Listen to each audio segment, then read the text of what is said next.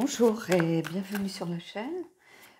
Aujourd'hui, avec ce tirage, on va essayer de comprendre ce qui a changé entre vous dans la relation, ou si vous êtes célibataire, peut-être que vous avez un crush sur quelqu'un, vous aviez l'impression que ça suivait son cours, que vous arriviez à avoir une meilleure connexion, que vous aviez peut-être l'impression que la personne s'intéressait à vous, vous regardez d'une certaine façon, et puis vous avez l'impression que les choses ont changé. Donc on va voir ce que vient nous dire le tirage.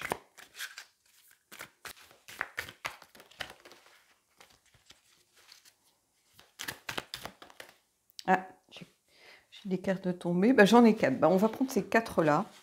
On va pas se faire suer. Alors, qu'est-ce qu'on a?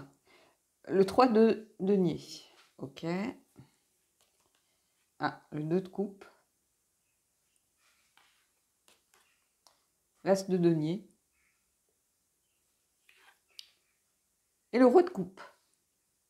Alors, ici, on a le cœur et le corps. Pour résumer.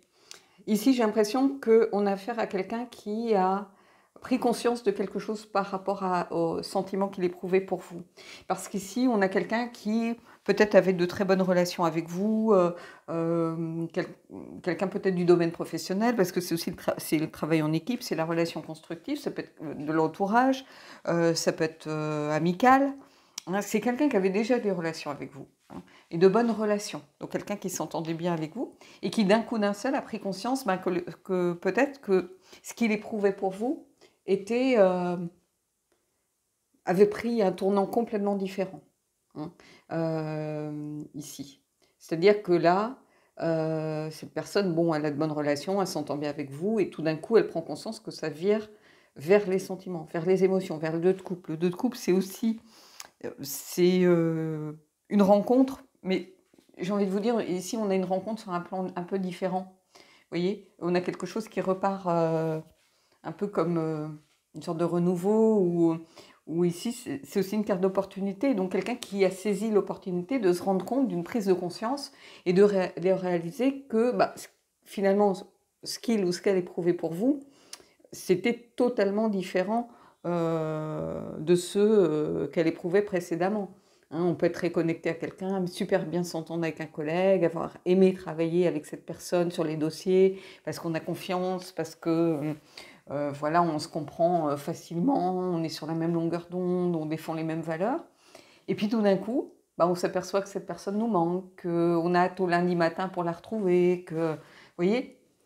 Et j'ai l'impression que c'est une prise de conscience qui s'est faite un petit peu de façon brutale, ici, avec l'As de denier. L'As de denier, c'est la carte des opportunités. Donc, il y a vraiment quelqu'un qui a saisi l'opportunité de prendre conscience de quelque chose. En fait, c'est un peu ça.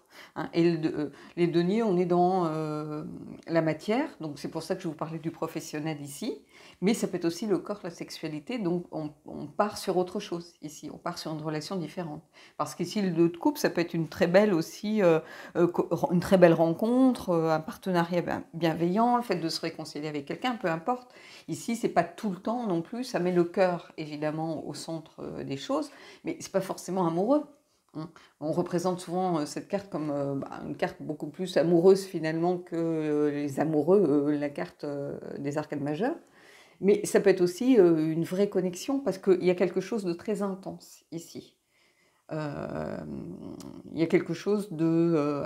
surtout en plus avec ce roi de coupe derrière, on a quelqu'un qui n'a pas peur de ses sentiments, qui maîtrise ses sentiments et ses émotions, qui peut justement à l'inverse garder son sang-froid, être maître de lui, être quelqu'un de solide, qui ne se fait pas piéger justement par les émotions.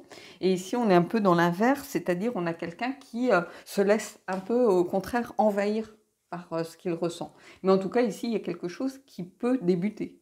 On va aller voir avec d'autres cartes, mais ici, il y a quelque chose, oui, pour moi, de l'ordre d'une prise de conscience.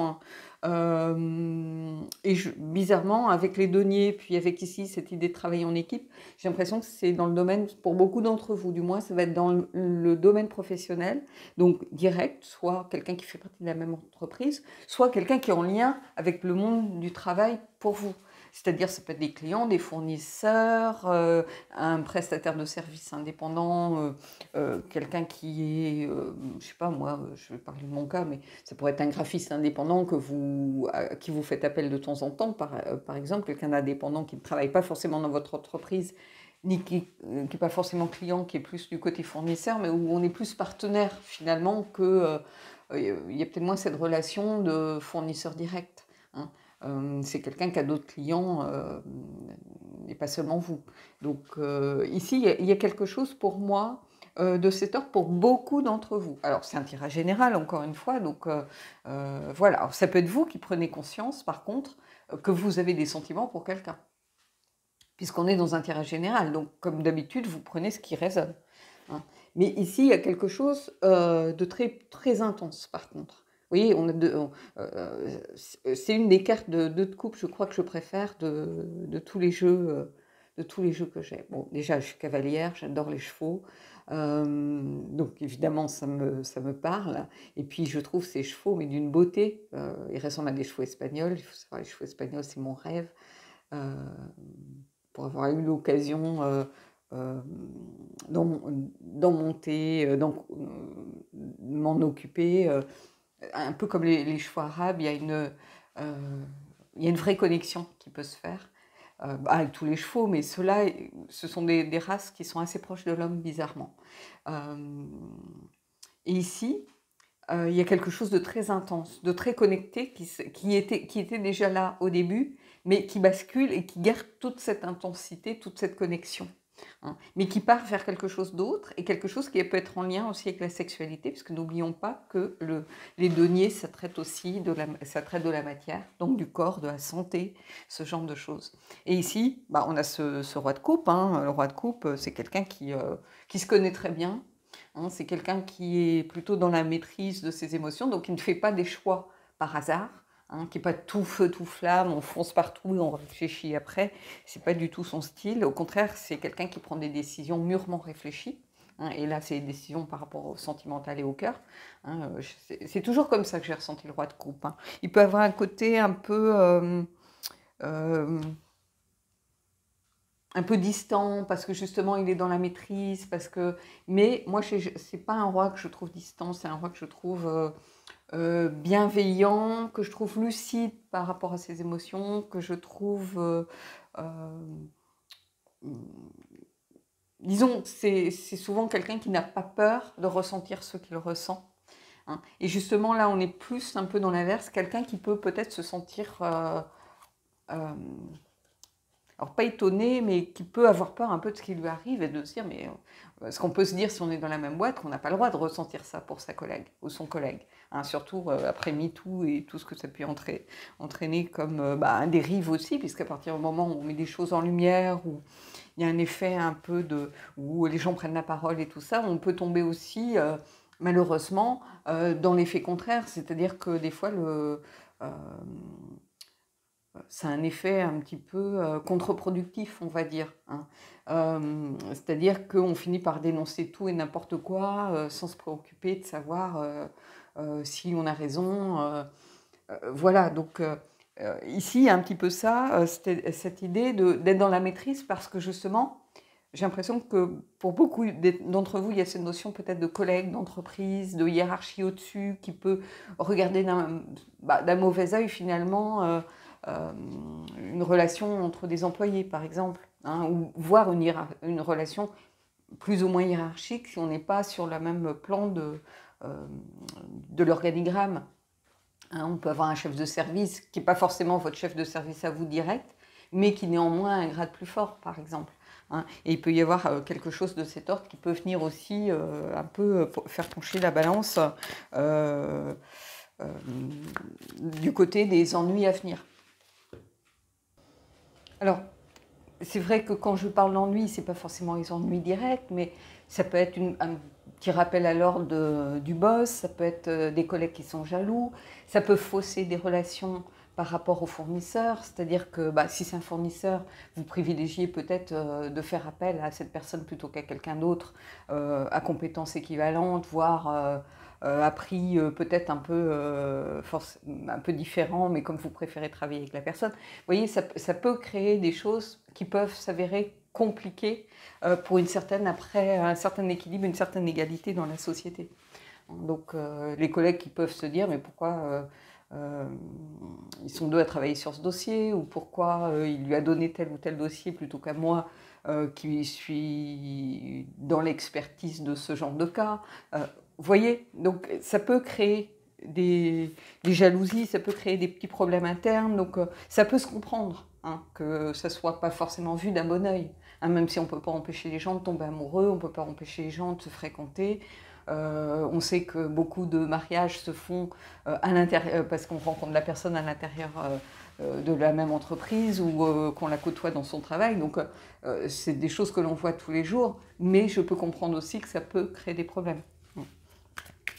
On va essayer d'aller voir avec d'autres cartes ce qui se passe.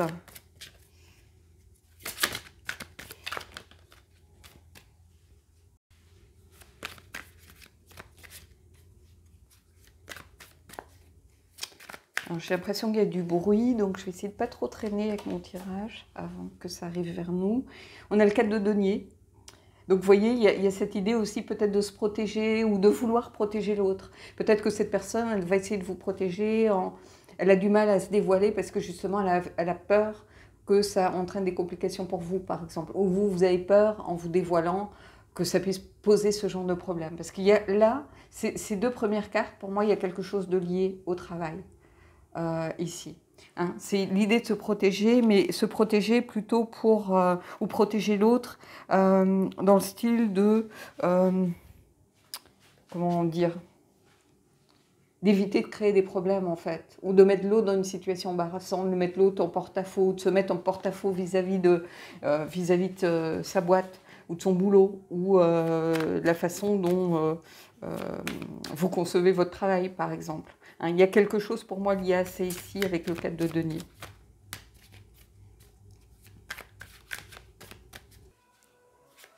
Alors, désolé les amis, si vous voyez quelque chose un peu bouger, c'est décalé, c'est normal. En fait, j'ai dû mettre en pause, j'avais complètement zappé que c'était la marche des fiertés aujourd'hui. Et moi, étant au centre-ville et ayant toutes les manifs qui passent sous mes fenêtres, donc du coup, j'ai eu le temps de passage des 4 ou 5 chars avec la sono à fond. Voilà. Donc ce qui explique aussi peut-être la différence de luminosité, puisque le temps s'est un peu couvert. Donc voilà, c'est pas toujours évident quand on habite au centre-ville, faut faire avec. Ça a des avantages et des inconvénients, comme je te disais dans une autre vidéo. C'est pas toujours facile de trouver le bon moment. Donc et puis ici, il y a souvent des manifestations. Et puis moi, je suis près de la Grande Place où les gens se réunissent donc avant de partir, ou quand il y a du sport, quand il y a des manifs, quand il y a des événements particuliers. C'est toujours à côté de chez moi, donc voilà. Donc là aujourd'hui, ça a pris 1 heure quand même. Hein, le temps, il y avait du monde, hein, le temps qu'ils défilent tous. Donc voilà, on va pouvoir reprendre le cours des choses. Ah, j'ai une carte qui est tout de suite tombée, donc on va la prendre. Alors, qu'est-ce qu'on a? Le 7 d'épée. Et ici, alors, le 7 d'épée, d'habitude, c'est une carte plutôt de tromperie, d'auto-sabotage, le fait d'être malhonnête, d'être un petit peu beau parleur, ce genre d'énergie. Mais c'est aussi une carte de secret, c'est-à-dire de choses que l'on fait un peu, que l'on ne dévoile pas au grand jour, que l'on fait un peu en scred. Le fait de dénoncer quelque chose. Donc c'est ce que je vous disais en fait. Ici, il y a cette idée que c'est pas forcément quelque chose qui va se dévoiler tout de suite. Peut-être que la personne, elle va garder un petit peu... vous le ressentez, c'est normal. Hein, ou si c'est vous qui êtes dans ce genre de... qui êtes concerné par le tirage, l'autre peut-être s'est rendu compte que les choses avaient un petit peu changé entre vous, qu'il y avait une évolution sans pouvoir mettre forcément le doigt dessus. Mais peu importe, c'est quelque chose qui ne va pas se dévoiler tout de suite. C'est-à-dire que la personne, n'oubliez pas, on a le roi de coupe ici. Un roi de coupe, il a besoin de... Comment je pourrais vous dire? Il a besoin de, évidemment, maîtriser les choses. c'est quelqu'un qui ne va pas se faire piéger par ses émotions, donc il va prendre le temps aussi quand même d'analyser la situation et de se dire, est-ce qu'il faut que je me dévoile maintenant? Est-ce que c'est pas dangereux pour elle ou pour lui si j'avoue mes sentiments? Est-ce qu'il est libre? Ou est-ce qu'elle est libre? Peut-être qu'il n'en sait rien.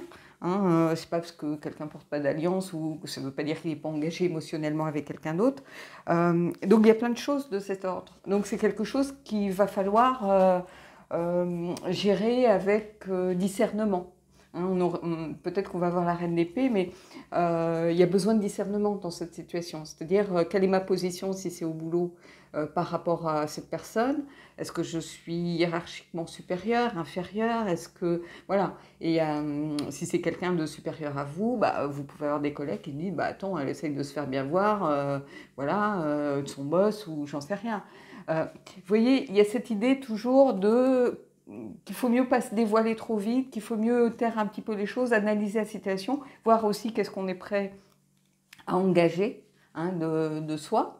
Hein, est-ce qu'on est libre soi-même hein? On peut tomber amoureux en étant toujours en couple avec quelqu'un, voilà, et les choses se passent pas forcément bien, on arrive en fin de relation et on n'a pas forcément rompu de façon formelle ou avec la personne. Ça n'empêche pas qu'on ait un coup de cœur parce qu'on n'est plus engagé dans la relation précédente, on commence à se détacher. Donc il y a plein de choses comme ça. Et ici, j'ai l'impression que pour une part d'entre vous, je dis pas pour tout le monde, mais je pense que pour une part d'entre vous, il y a cette énergie qui entre en ligne de compte. On va continuer, on va poursuivre, mais avec le 7 d'épée qui sort à ce moment-là, on est dans la tromperie, mais c'est-à-dire, c'est pas de la tromperie, de l'adultère, ou c'est pas quelqu'un qui va tout quitter pour vous, parce que d'abord, il sait pas forcément ce que vous ressentez, hein, il sait pas forcément dévoilé, ou si c'est vous, vous ne vous êtes pas dévoilé, vous ne savez pas du tout ce qu'il peut penser de la situation. C'est plutôt de la tromperie aussi, j'ai presque envie de vous dire, comme vis-à-vis de soi-même, c'est-à-dire que comme si pendant un moment cette personne avait refusé d'ouvrir les yeux ou de regarder les choses en face ou d'accepter ce qu'elle ressentait. Vous voyez, on était dans la maîtrise un petit peu, on essayait de maîtriser, on a un roi de coupe un peu fébrile qui essaye de maîtriser les choses mais qui est un peu submergé parce qu'il ressent. C'est pas parce que c'est un personnage masculin ici, ça peut pas être une femme, hein, voilà. Hein, vous avez l'habitude, ça peut être l'énergie masculine de cette personne qui ressort, mais ça peut être l'envie de passer à l'action aussi, de dire les choses. Hein, donc on va continuer à creuser, on va voir, hein, mais en tout cas, ça tourne un peu autour de ça. Hein.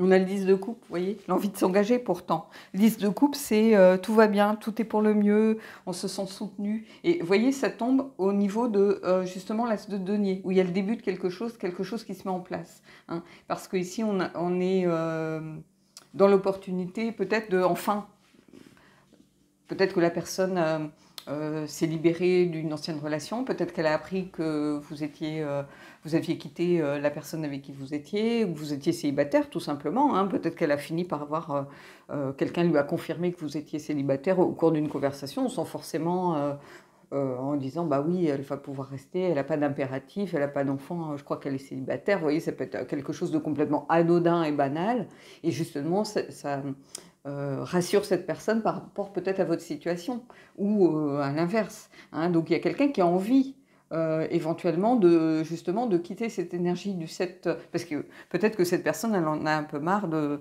se taire, un peu marre de fermer les yeux sur ce qu'elle ressent, et elle aspire à justement se sentir au contraire que tout aille bien, se sentir soutenue, se projeter aussi, d'avoir une réciprocité des choses. Vous voyez, il y a une sorte de bonheur, d'engagement, partage familial, alors sans aller jusque-là, mais au moins d'aspirer au bonheur.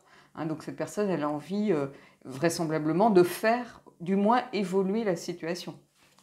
Bah, que ce soit pour le pire ou pour le meilleur, vous pouvez très bien la recaler ou lui dire ben, je suis désolée, mais ben, moi j'avais prévu peut-être de quitter l'entreprise, de déménager pour me rapprocher de ma famille avec des parents qui vieillissent, peu importe. Hein, vous pouvez avoir une raison de partir qui était dans les tuyaux. Vous pouvez lui dire non parce que vous êtes peut-être amoureux ou amoureuse de quelqu'un d'autre, hein, ou vous êtes peut-être déjà en couple avec des enfants, mariés, peu importe. Tout va dépendre. Vous avez le droit de dire non. hein. Les cartes, c'est pas un fait établi, hein. Ça vient pas vous dire ce qui va vous arriver. Ça met en lumière ce qui peut arriver. C'est totalement différent, hein. Donc ceux qui pensent que les cartes vont leur donner des solutions clés en main pour tout, non. Après, c'est à vous de vous prendre en charge et puis de faire ce qu'il faut pour faire une rencontre, hein, ou pour voilà, améliorer une situation ou chercher des solutions avec une communication peut-être plus franche, plus directe avec l'autre, enfin peu importe, hein, mais là c'est juste des possibilités si vous voulez. Après vous avez toujours votre libre arbitre, c'est pas un mode d'emploi ici, hein. Il y a des gens qui le prennent comme ça, mais c'est pas un mode d'emploi, hein. Je le dis et je le redis et je le répète. On peut prendre je sais pas, l'exemple de quelqu'un qui dit je rencontre jamais personne, ça fait des années que je suis célibataire, mais en fait la personne, dès qu'on lui propose une sortie, quelque chose, elle refuse, hein. Moi je dis souvent, c'est pas en restant enfermé chez soi qu'on va faire des rencontres, hein. Il y a aussi une part de logique dans les choses, ça ne peut pas vous tomber tout cuit dans le bec. Donc voilà, mais ici, voilà, il y a vraiment sans doute la volonté de débuter quelque chose et de se projeter pour construire quelque chose, hein. C'est pas simplement quelqu'un qui a une lubie, quoi. C'est pas une lubie, hein, c'est quelque chose. On a le roi de coupe et le roi de coupe, c'est quelqu'un qui mûrit les choses, hein, qui agit de façon réfléchie. Donc, d'ailleurs, on va aller voir, on va prendre une carte pour venir un petit peu voir ce qu'il en est de ce fameux roi de coupe.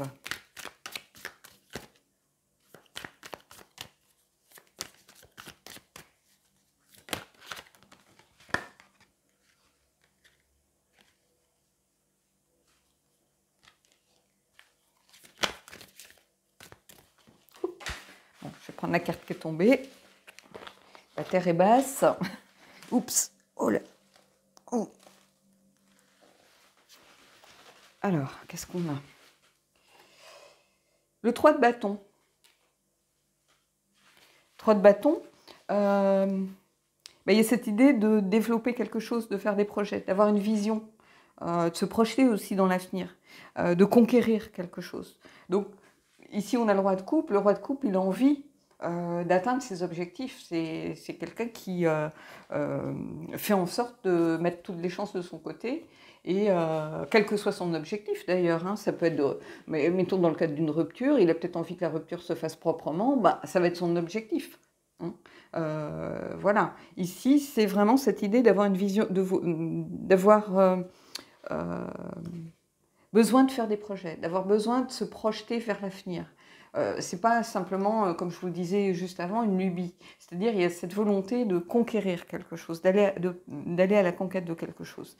Et d'atteindre, de se développer, d'avancer, hein, par rapport au but qu'il s'est fixé, hein. Donc ici, il y a ça, il y a cette volonté. Avec ces 4 cartes, on est encore un peu dans le secret, on se pose des questions. Est-ce que il faut mieux pas protéger un peu ce que je ressens pour l'instant parce que ceci, cela, hein, je ne vais pas le redévelopper à nouveau. Et ici, on a quelqu'un qui a envie de débuter quelque chose, qui a envie de se projeter vers l'avenir de façon sérieuse, hein, puisque ici, on a le 10 de coupe, on a quelqu'un qui a envie de s'engager, de se sentir soutenu, voilà, de partager quelque chose.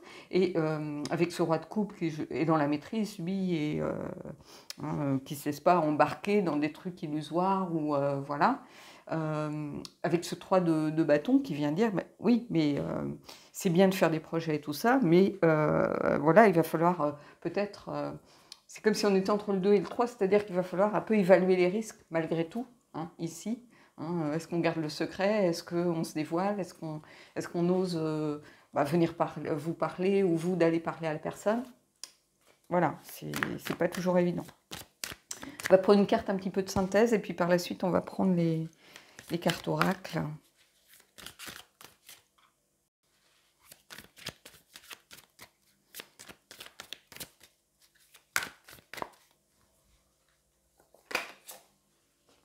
Et voilà, elle est sortie, la reine d'épée, la reine de la vérité.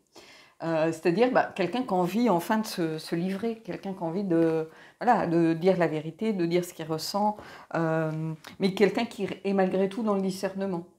Vous voyez, c'est ce que je vous disais tout à l'heure. La reine d'épée, c'est quelqu'un qui est lucide, qui regarde la vérité en face, qui assume pleinement ce qu'elle peut ressentir, ce qu'elle a envie de dire. C'est quelqu'un qui est aussi dans la communication, mais la communication lucide et franche. Hein. Voilà, à un moment, il va falloir qu'elle parle. Hein, ou qu'il parle, hein, puisque bon, ça peut être un homme aussi, parce que c'est la reine qui sort, mais il va falloir qu'elle parle, qu'elle dise les choses. À un moment, elle va peut-être pas plus pouvoir le cacher, mais elle va le faire avec une certaine lucidité, c'est-à-dire qu'elle va dire, voilà, moi j'ai besoin de dire ce que je ressens, mais voilà, si toi tu n'es pas prêt ou tu n'es pas prête à accueillir ce que je vais te dire, il n'y a pas de souci. Hein. Mais c'est quelqu'un qui est lucide et qui dit les choses comme elle a envie de les dire, comme elles doivent être dites, avec franchise. C'est quelqu'un de, voilà, de franc, et parfois ça peut piquer. C'est-à-dire que, on dit souvent, toute vérité n'est pas bonne à dire. Peut-être que vous auriez préféré que cette personne se taise parce que ça va mettre à mal la relation, peut-être professionnelle, que vous avez avec elle. Peut-être que maintenant, quand vous allez devoir travailler ensemble, vous allez être gêné parce que voilà, ces sentiments peut-être vous ont dérangé, peut-être que vous avez l'impression que quelque chose a changé, vous êtes toujours un peu à vous poser des questions. Est-ce qu'elle ne va pas prendre ça comme une façon de dire que je suis OK, ou voilà. Hein, est-ce que je ne suis pas en train en travaillant sur certains dossiers, en ayant une bonne relation de travail, est-ce qu'elle ne va pas se mettre dans la tête que c'est autre chose et que je lui ouvre des portes? Vous voyez, ça peut gâcher aussi quelque chose qui existe.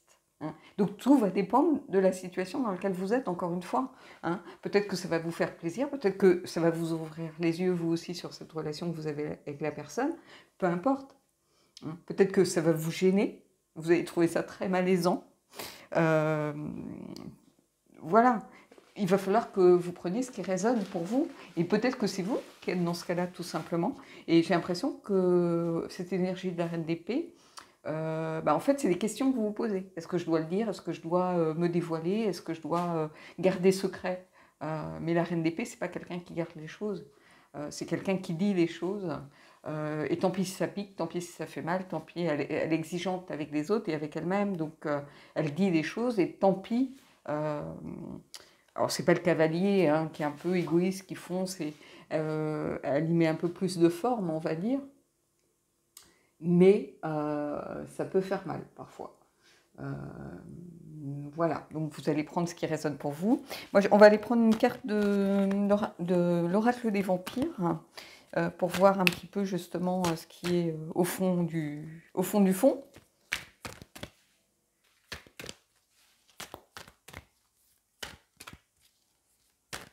Alors, l'amour triomphe de tout. Loyauté durable, amour éternel, engagement durable. Donc ici, oui, si vous éprouvez des sentiments pour l'autre, ne vous laissez pas enfermer en vous mettant des barrières qui sont de fausses barrières.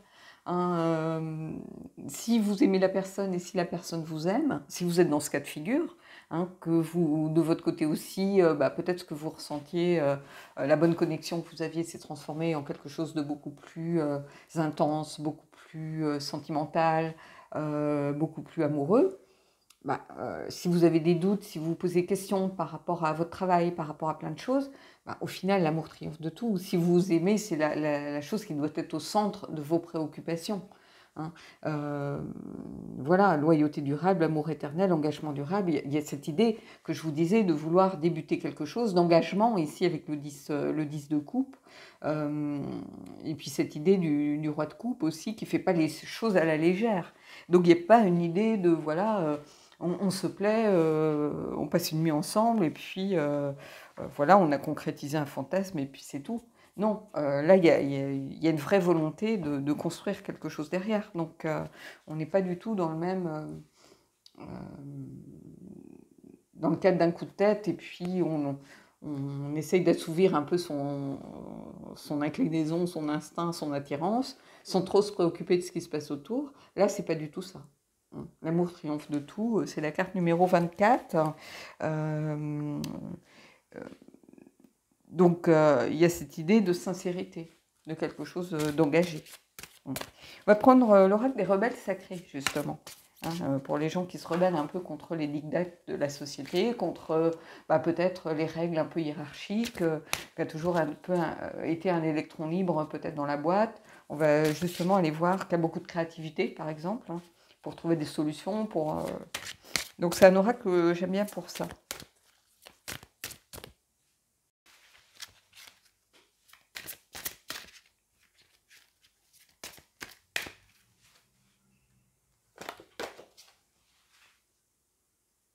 Ce que vous voulez, vous veut. Je vais rien dire. Je vais vous laisser la carte numéro 16. Je vais vous laisser méditer là-dessus. Tout simplement. Et oui, j'ai envie. Ce que vous voulez, vous veut. Voilà. Je ne fais pas souvent ça, mais au boulot. Allez, le chakra du cœur et on terminera là-dessus.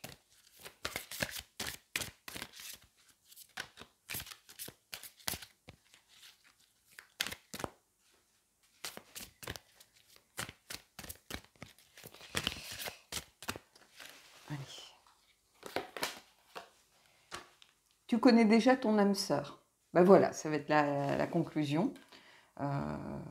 Bon, qui n'est pas très étonnante en soi. Alors, bon, j'aime pas le mot âme sœur, moi je trouve que ça ne veut pas dire grand-chose. Hein. On peut être âme sœur avec une amie, une vraie sœur, une sœur de sang, si vous voulez, ça peut être une âme sœur. Bon, une âme sœur, ça n'a pas forcément une connotation sentimentale. Mais là, a priori, vous connaissez déjà votre âme sœur. Il faut le prendre ici, comme c'est le chakra du cœur, on va le prendre comme votre autre, si vous voulez, sentimental.